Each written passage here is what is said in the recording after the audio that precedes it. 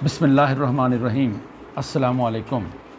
तुसी देख रहे हो औकात टीवी ते मैं तुहाडा मेज़बान अब्दुल जब्बार अंसारी। मेरे नाल अज मौजूद ने मेरे वालिद मुहतरम बाबा चिरागदीन।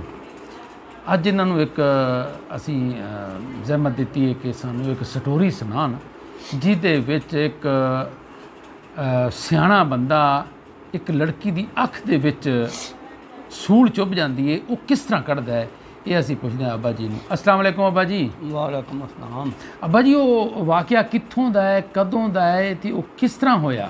वो जी वाक़या हैगा ए खैरपुर दे इलाके दी कितनी कुड़ी आ, हासिलपुर दे इलाके आए नूं। अच्छा अच्छा, हासिलपुर दे इलाके दी गल है कोई? हाँ, उस इलाके दी गल है। कुड़ी पता नहीं किहड़े चक दे आन, मैं किहड़ा पुछया। अच्छा।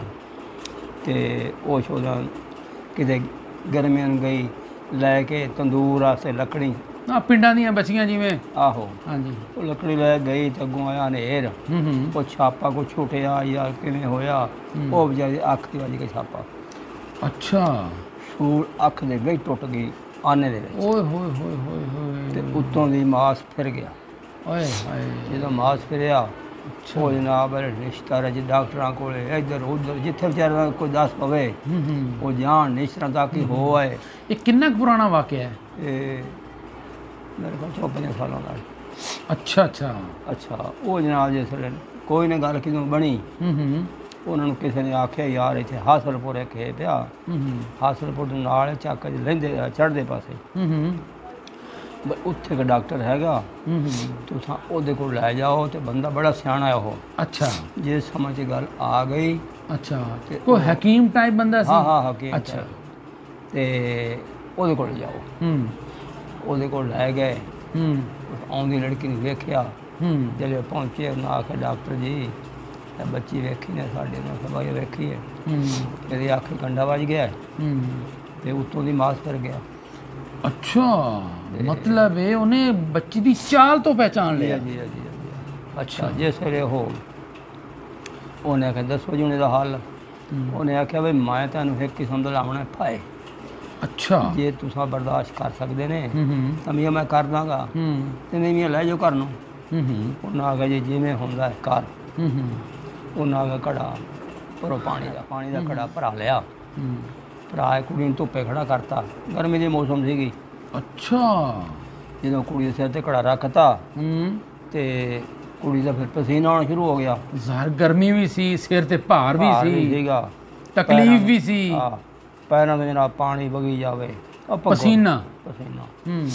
ते कोई 5-7 या 10 मिनटां बाद वो थोड़ी जी सूल ने ना मुँह कटिया। अच्छा। डॉक्टर को कहते डॉक्टर जी निकली खड़ी सूल। उन्हें आख्या ना मेरा काम उधर मैं वेखी जाना, मेरा ध्यान उधर ही है, उधर ही, कोई फिक्र ना करो। लब जड़े इन्नी सर निकले आई। उन्हें आख्या डॉक्टर जी हम तो 1.5 साल निकले। उन्हें चाया उच्चा उच्चा चाह के जरा उन्हें पाया तो उन्हें खिंच लिया। वैसे इंतजार बैठे सी वो खिंचिया, खिंच के भाई अड़ी लम्मे सूल कढ़ के रखते रखा भाई आ हैगी हुण एवं करो भाई कुड़ी नूं घड़ ला लो ते जल्दी दे के मंजी दे पा दो, डिग ना पवे।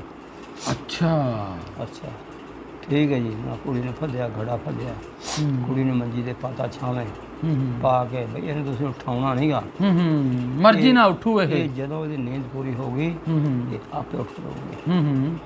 लो जी इसलिए वो पाती और नींद आ गई, सुकून आ गया बेचारी को।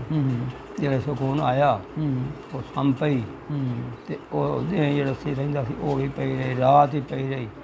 वो सवेरे उठी तो उस वे कुड़ी उठी उठी तो उन्हें खराब हाथ में धोता, तो फिर आखिर कोई पानी बन दो, मैं भुख लगी हो।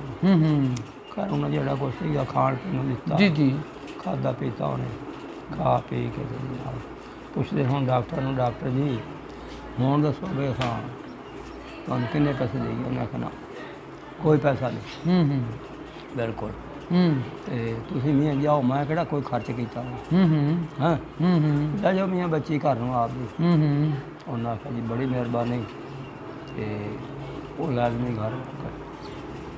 अच्छा, ये अब्बा जी तुसी बड़ा खूबसूरत वाक़या, बहुत ज़बरदस्त, ये हिकमत ते मबनी एक किस्सा है जिस दे विच एक बहुत बड़ा सबक है ਠੀਕ ਹੈ ਜੇ ਇਹੀ ਵਾਕਿਆ ਮਤਲਬ ਹੈ, ਅਗਰ ਆਪਰੇਸ਼ਨ ਹੁੰਦਾ ਪ੍ਰਾਈਵੇਟ ਤੇ ਮੇਰਾ ਖਿਆਲ ਹੈ ਵੀ ਕਮ ਅੱਖ ਅਜ਼ ਨਹੀਂ ਕਮ ਬਚਦੀ ਹੈ ਅੱਖ ਨਹੀਂ ਸੀ ਬਚਦੀ ਹਾਂ ਬਹੁਤ ਮੁਸ਼ਕਿਲ ਸੀ ਇਹਨਾਂ ਦੀ ਸਮਝ 'ਚ ਨਹੀਂ ਸੀ ਹੋਣੀ ਗੱਲ ਅੱਖ ਜਾਂਦੀ ਸੀ ਜਾਂਦੀ ਸੀ ਤੇ ਪੈਸਿਆਂ ਦੇ ਇਹਨਾਂ ਨੇ ਥੱਬੇ ਲੈ ਲੈਣੇ ਸੀ ਹਾਂਜੀ ਹਸਪਤਾਲਾਂ ਡਾਕਟਰਾਂ ਨੇ ਆ ਦੇਖੋ ਖਵਾਤੀਨ ਹਜ਼ਰਾਤ ਮਾਸ਼ਾਅੱਲਾ ਤੁਸੀਂ ਕਿਤਨਾ ਖੂਬਸੂਰਤ ਵਾਕਿਆ ਵੇਖਿਆ ਸੁਣਿਆ ਬੜਾ ਖੂਬਸੂਰਤ ਵਾਕਿਆ ਤੁਸੀਂ ਸੁਣਿਆ ਤੇ ਇਸ ਦੇ ਵਿੱਚ ਦੇਖੋ ਉਸ ਬਜ਼ੁਰਗ ਦੀ ਦਾਨਾਈ ਅੱਲਾਹ ਤਾਲਾ ਨੇ ਉਸ ਨੂੰ ਬਜ਼ੁਰਗ ਨੂੰ ਕਿੰਨੀ ਦਾਨਾਈ ਅਤਾ ਕੀਤੀ ਸੀ ਕਿ ਉਸਨੇ ਬੱਚੀ ਦੀ ਚਾਲ ਤੋਂ ਪਹਿਚਾਨ ਲਿਆ ਕਿ ਬੱਚੀ ਇਹਨੂੰ ਕੀ ਮਰਜ਼ ਹੈ ਇਹਨੂੰ ਕੀ ਮਸਲਾ ਹੈ ਤੇ ਔਰ ਬੜੇ ਕਿਤਨੇ ਹੀ ਖੂਬਸੂਰਤ ਤਰੀਕੇ ਨਾਲ ਉਸ ਦਾ ਇਲਾਜ ਕੀਤਾ ਔਰ ਬੱਚੀ ਇੱਕ ਨਾਰਮਲ ਇੱਕ ਮਾਮੂਲ ਦੀ ਜ਼ਿੰਦਗੀ ਬਸਰ ਕਰਨਾ ਸ਼ੁਰੂ ਕਰ ਦਿੱਤੀ ਇਸ ਦੇ ਨਾਲ ਹੀ ਅਬਦੁਲ ਜੱਬਾਰ ਅੰਸਾਰੀ ਤੇ ਬਾਬਾ ਚਿਰਾਗ ਦੀਨ ਨੂੰ ਚੱਕ ਨੰਬਰ 30 WB ਤਹਿਸੀਲੋ ਜ਼ਿਲ੍ਹਾ ਵਿਹਾੜੀ ਤੋਂ ਦਿਓ ਇਜਾਜ਼ਤ ਅੱਲਾਹ ਨੇ ਕੇ ਬਾਨ